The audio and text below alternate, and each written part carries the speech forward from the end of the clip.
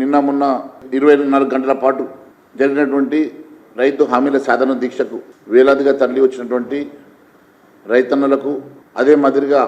2 రోజుల ఈ దీక్ష కార్యక్రమానికి వచ్చినటువంటి గౌరవ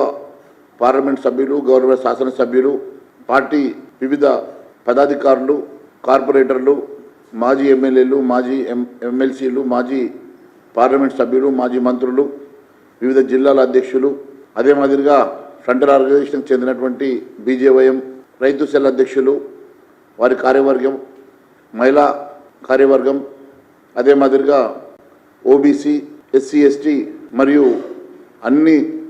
వర్గాలకు చెందినటువంటి భారతీయ జనతా పార్టీ కుటుంబ సభ్యులు పెద్ద ఎత్తున తరలి వచ్చి వేలాదిగా రైతన్నలు వచ్చి మమ్మల్ని బలపరిచి ఆశీర్వదించిన ప్రతి ఒక్కరికి కూడా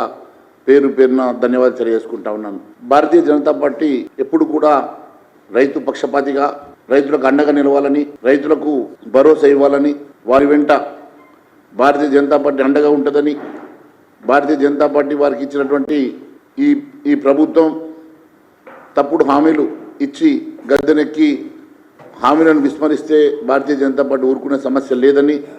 వారి పక్షాన నిలబడి పోరాటం చేస్తుందని, వారి వెంట మేము ఉంటామని భరోసా కల్పించడానికి వారి గొంతుకై వారి పక్షాన మేము చేసినటువంటి ఈ దీక్షను విజయవంతం చేసిన ప్రతి ఒక్కరికి కూడా నేను ధన్యవాదాలు తెలియజేస్తా ఉన్నాను.